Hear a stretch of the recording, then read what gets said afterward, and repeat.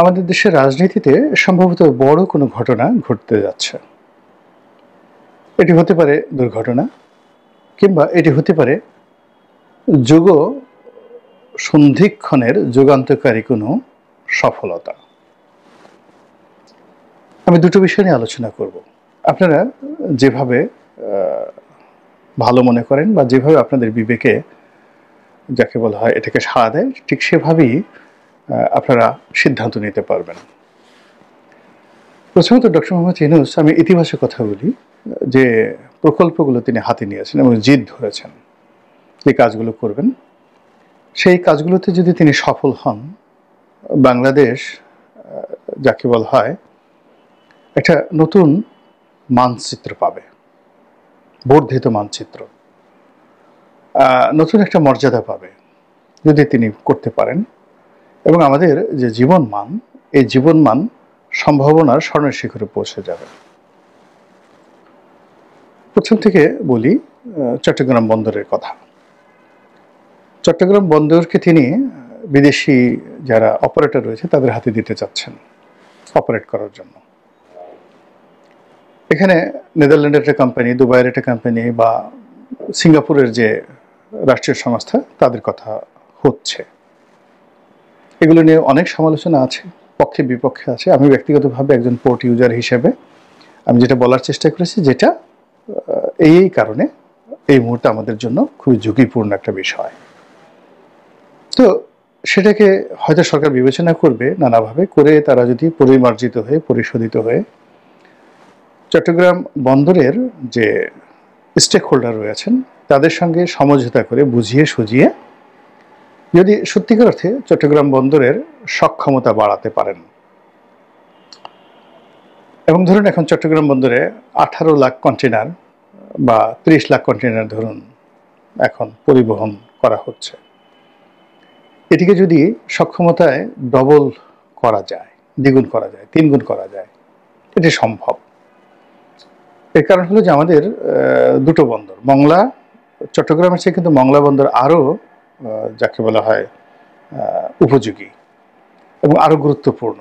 এবং সেখানে মংলার যে চ্যানেলটা রয়েছে, সেখানে যদি চ্যানেলটা ঠিকমতো চালানো যায় তাহলে এখানে আসলে ডিপসির মতোই এটাকে ব্যবহার করা সম্ভব। এদের ড্রাফ অনেক বেশি মংলা বন্দর। ফলে পাকিস্তান জমানাতে কিন্তু চিটাগাংয়ের সাথে পাল্লা দিয়ে খুলনা এলাকাতে শিল্প কলকারখানা তৈরি হয়েছিল। খুলনা, যশোর, সাতক্ষীরা, নড়াইল, যশোর, এই সকল এলাকাতে। এবং চট্টগ্রাম বেল্টের শিল্প কলকারখানার চাইতে খুলনা বেল্টের শিল্প কলকারখানা কোনো অংশে কিন্তু কম ছিল না। কিন্তু আমরা সেই বন্দরটা আসলে চালনা বন্দরটাকে ওইভাবে সংরক্ষণ করতে পারিনি, বিভিন্ন কারণে সেটাকে স্বাধীনতার পরে গুরুত্ব দেওয়া যায়নি। এর মূল কারণ ছিল আইন শৃঙ্খলার অবনতি, অর্থাৎ পূর্ব বাংলার সর্বহারা পার্টি, জাসদ থেকে শুরু করে সব কিছু, পদ্মার ওপারের যে পরিবেশ পরিস্থিতি, এটা ভীষণ রকমভাবে মানে অবনতি হতে থাকে। এর ফলে ব্যাংকিং ব্যবস্থা, বিমা ব্যবস্থা থেকে শুরু করে লেবার সংকট সব মিলিয়ে ওই অঞ্চলে যে শিল্প কলকারখানা মার খায়। পদ্মা সেতু তৈরি হওয়ার পর এখন আমাদের আসলে সেই যাকে বলা একটা নতুন সম্ভাবনা তৈরি হয়েছে মংলা বন্দরকে কেন্দ্র করে। শেখ হাসিনার জামানাতে পায়রা বন্দর করা হয়েছে, ডিপসি বন্দর, এটা একটা শ্বেতহস্তি। এর কারণ হলো এটা কোনো দিন যাকে বলা হয় এই বন্দর ভালো হবে না। ফলে এটাকে যত সম্ভব দ্রুত এটাকে বন্ধ করে এটাকে একটা নৌবন্দর হিসেবে ঠিক মংলার সাথে কানেক্ট করে একটা সেই রামনাবাদ নদীর মোহনাতে একটা কলকাতার মতো, হলদিয়ার মতো একটা নৌবন্দর হিসাবে এটিকে যদি চালু করা হয় দক্ষিণ অঞ্চলের জন্য, মূল বন্দর থাকবে চালনা, এবং সেই চালনা থেকে ফিডারের মাধ্যমে নৌবন্দর হয়ে এখানে আসবে, তাহলে এটা হয়তো ফলপ্রসূ হবে। কিন্তু এটাকে ডিপসি হিসেবে এখানে যে ইনভেস্টমেন্ট, এটা কোনোদিন সম্ভব নয়। ওখানে যে সমুদ্রের যে ড্রাফট এবং ওখানে সমুদ্রের যে রাপসি,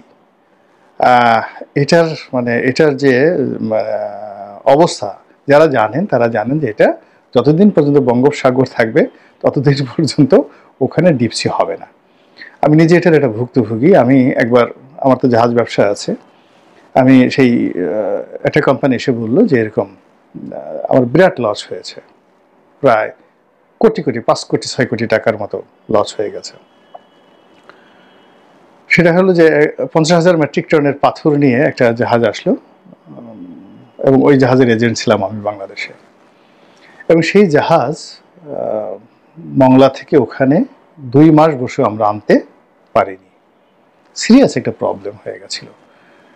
এবং লাস্টে আমার সেই এজেন্ট গেছে, আমার টাকা গেছে। তারপর শেষে যারা এই মাল আমদানি করেছিল পদ্মা সেতুতে, তারা সেই পাথর সাপ্লাই দেবে, তাদেরও ব্যবসা বাণিজ্য চলে গেছে। চাইনিজ কোম্পানিকে তারা সময় মতো পাথর দিতে পারেনি। তো আমি নিজে এটার ভুক্তভোগী হিসাবে আমি এটা জানি। এর কারণ হলো আমি ওই এলাকার বাসিন্দা। আমি যখন দেখলাম যে একটা নতুন পোর্ট হচ্ছে, ডিপসি পোর্ট, আচ্ছা ঠিক আছে এখানে আমরা আনি, কিন্তু আমরা যদি মংলাতে আনতাম তাহলে আমাদের এই সমস্যাটা হতো না। তো সেই দিক থেকে এখানে আসলে ডিপসি পোর্ট কখনোই সম্ভব হবে না, যেটা ব্রিগেডিয়ার শাখাওয়াত বলেছেন। কাজে এটা একটা সেতু হস্তি না, এটা আরও অনেক কিছু। এটাকে ব্ল্যাক হোল বলতে পারেন বাংলাদেশের। এটা শেখ হাসিনার একটা ভুল সিদ্ধান্ত। এই জিনিসটা স্টপ করে, হ্যাঁ এখানে যে স্থাপনাগুলো রয়েছে একটা বড় মাপের নদী বন্দর হতে পারে, এখানে ভীষণ রকম বড় মাপের নদী বন্দর হতে পারে। সেটা কলকাতার হলদিয়ার মতো, হলদিয়া বন্দরের মতো হতে পারে, এতে কোনো অসুবিধা নেই। অন্যদিকে চট্টগ্রাম যে বন্দর, সেই চট্টগ্রাম বন্দর এখন যে নিউ মুরিং টার্মিনাল রয়েছে, তারপর শেষে আমরা যখন আগে ছিল পুরনো টার্মিনাল 81-82 সনে, তো সেখানে প্রথম মাল্টিপারপাস টার্মিনাল নিয়োগ করা হলো এবং সাবির হোসেন চৌধুরী কোম্পানি, কর্ণফুলী গ্রুপ, এই প্রথম মাল্টিপারপাস তারা সে প্রাইভেট সেক্টরে এটা তৈরি করলো। ওটা আবার সরকার পরবর্তীতে 800 কোটি না 1000 কোটি টাকা দিয়ে ওটা আবার কিনে নেয় তার কাছ থেকে, যে না এরকম একটা রাষ্ট্রীয় প্রতিষ্ঠান ব্যক্তি মালিকানায় থাকতে পারে না। এখন পুরোটাই রাষ্ট্রীয় মালিকানায় আছে। আর প্রাইভেট ইয়ার্ডগুলো, বড় বড় প্রাইভেট ইয়ার্ডগুলো, অসংখ্য প্রাইভেট ইয়ার্ড তৈরি হয়েছে এক্সপোর্টের জন্য, ইম্পোর্টের জন্য, সেগুলো বাইরে। কিন্তু মূল বন্দর এখনো পর্যন্ত সরকারের হাতে, কাস্টমস বন্দরের হাতে। এখন এটাকে ডক্টর মোহাম্মদ ইউনূস বিদেশিদের হাতে দিতে যাচ্ছেন, এবং আলটিমেটলি এই কাজ তাকে করতে গেলে তাকে কাস্টমসটাও বিদেশিদের হাতে দিতে হবে, এছাড়া কোনো উপায় নেই। ওখানে মানে ট্যাক্সেশন, তারপর শেষে ওখানে যা কিছু আছে, এর কারণ হলো যত রকম ওখানে সেশন জট হয়, যানজট হয়, যা কিছু হয়, এর মধ্যে বন্দর যদি 10% জড়িত থাকে, 90% থাকে কাস্টমস। এটাকে যদি তিনি ওভারকাম করে সিঙ্গাপুরের মতো, হংকংয়ের মতো, যেখানে একটা 5000 কন্টেনার নিয়ে আসে একটা জাহাজ মোটামুটি 7-8 ঘন্টার মধ্যে যেখানে আনলোড করা হয়, তো সেখানে এরকম একটা জাহাজ আমাদের বন্দরে ভিড়তেই অনেক সময় 7-8 দিন সময় লাগে, 7-8 ঘন্টা লাগে হলো ডিসচার্জ করতে। আর এখানে বার্থিং পেতে, মানে বার্থিং পেতে কর্ণফুলীর ভিতরে ঢুকে টো করে, মানে এই নিয়ম আছে। ধরেন আপনার একটা জাহাজ আসলো, সেই জাহাজ সে ডিপসিতে বসেই সে চট্টগ্রাম বন্দরের ট্রাফিক ডিপার্টমেন্টে মানে যোগাযোগ করবে কন্ট্রোল টাওয়ারে। তারপরে তাকে অনুমতি দেওয়া হবে, বার্থিং পারমিশন দেওয়া হবে, এরপর তাকে টো করে টেনে সেই চট্টগ্রাম বন্দর কর্তৃপক্ষ, ট্রাফিক বিভাগ আনবে। এবং এই কাজ করতে সাধারণত এখন 7 থেকে 8 দিন সময় লাগে। এবং যখন কনসেশন চলে, তখন কনজেশন চলে যেটাকে, তখন দেখা যাচ্ছে 15 দিন 1 মাস পর্যন্ত চলতে থাকে। এবং এরকম বড় বড় জাহাজ আসছে, যে জাহাজে প্রতিদিন $20,000-25,000 ওই আউট অ্যানকারেজে বসে থেকে তাদেরকে ড্যামারেজ গুনতে হয়। এখানে জাহাজের যে ইঞ্জিন 24 ঘন্টা চালু রাখতে হয়। তো এই দুরবস্থা থেকে, অব্যবস্থাপনা থেকে বের হয়ে আসার জন্য সিঙ্গাপুরের আদলে, এমনকি কলম্বোর আদলে, কলম্বো বন্দরের আদলে যদি ডক্টর মোহাম্মদ ইউনূস এই কাজটি করেন, বাংলাদেশ কিন্তু চেঞ্জ হয়ে যাবে, এটি কোনো সন্দেহ নেই। কিন্তু এটার সম্ভাবনা যতটা না বেশি, তার চেয়ে ঝুঁকি 3 গুণ বেশি। যদি এখানে ফেল করার পরে বিদেশিরা তারা তাদের ইনভেস্টমেন্ট ফেরত চাইবে সরকারের কাছে, শ্রমিক আন্দোলনরা তারা আন্দোলন করবে, ব্যবসা বাণিজ্য সব বন্ধ হয়ে যাবে, এবং এখন বন্দরের যে দুর্নীতি বা অনিয়ম আছে এটা আরও দ্বিগুণ হয়ে যাবে। আপনি ধরেন মশা মারার ওষুধ দিলেন, কিন্তু সেই ওষুধ কাজ করল না, তখন মশা আরও বেপরোয়া হয়ে পড়ে। এই গেল ওনার সমস্যা। দ্বিতীয়ত যে ঘটনা, সেটা হলো করিডর, মানবিক করিডর। তো এটা নিয়ে তিনি কাজ করছেন জাতিসংঘের তত্ত্বাবধানে। এখানেও কিন্তু ঝুঁকিটা বিশাল। এখন এই কাজ করে যদি আরাকান আর্মির সঙ্গে তার একটা সমঝোতা হয়, এবং তিনি যদি এই 10 লাখ, 12 লাখ, 15 লাখ রোহিঙ্গাকে সীমান্তের বাইরে, এমনকি ওপারে নো ম্যানস ল্যান্ডে নিয়ে যেতে পারেন, এটা আমাদের জাতির জন্য একটা বিরাট, যাকে বলা হয়, প্রাপ্তি। 2 নম্বর হলো যে তিনি এখন যে চেষ্টা করছেন প্র্যাকটিক্যালি এবং ফ্র্যাঙ্কলি, সেটা আমেরিকার সহযোগিতা নিয়ে বাংলাদেশ সেনাবাহিনীর এনগেজমেন্ট নিয়ে আরাকান আর্মিকে শক্তিশালী করে সেখানে একটা আলাদা স্বতন্ত্র রাষ্ট্র তৈরি করার জন্য। ফলে কি হচ্ছে, মায়ানমারের সাথে সার্কিট ব্রেকার হিসেবে এই ছোট রাষ্ট্রটি থাকবে এবং এটি আকার আকৃতিতে ওখানে দুটো রাষ্ট্র হবে। একটা হলো রোহিঙ্গাদের জন্য এবং আরাকান আর্মিদের জন্য একটা এলাকা, যেটাকে এখন মানে আরাকান বলা হচ্ছে, আর একটা হলো পাশের ছোট আরেকটা এলাকা শিন। এটি আমাদের একটা বাংলাদেশের বড় সড়ো উপজেলার মতো এলাকা। তো কাজে এই দুটো রাষ্ট্র বাংলাদেশের জন্য আসলে যাকে বলে ঝামেলা হবে না এবং এখন যেভাবে মায়ানমারকে আমরা থ্রেট মনে করছি এবং যে সমস্যা হবে, সেখানে যদি এই জিনিসটা করা হয়, পারা যায়, তাহলে কিন্তু আমাদের জন্য একটা বিশাল মানে একটা ঐতিহাসিক যে কাজটা অতীতে শায়েস্তা খানও পারেন নাই, এরকম একটা লাভ হবে। এবং সামনে যদি ওই দুটো রাষ্ট্র অর্থাৎ চীন এবং আরাকান তারা যদি বাংলাদেশের সঙ্গে কনফেডারেশন করে বাংলাদেশের সঙ্গে যুক্ত হতে চান অধিকতর স্বায়ত্তশাসন নিয়ে, তা সেক্ষেত্রে বাংলাদেশের মানচিত্র তো বিশাল হয়ে গেল। নাপ নদীর উপর আমাদের একছত্র আধিপত্য চলে আসলো এবং তখন এই চট্টগ্রামের মতো করে এই নাপ নদীর মোহনাতে দেখা গেল যে সেন্ট মার্টিনকে কেন্দ্র করে একটা ডিপ সি পোর্ট সেখানে হতে পারবে, এরকম একটা ঝুঁকি। কিন্তু যদি উনি ফেল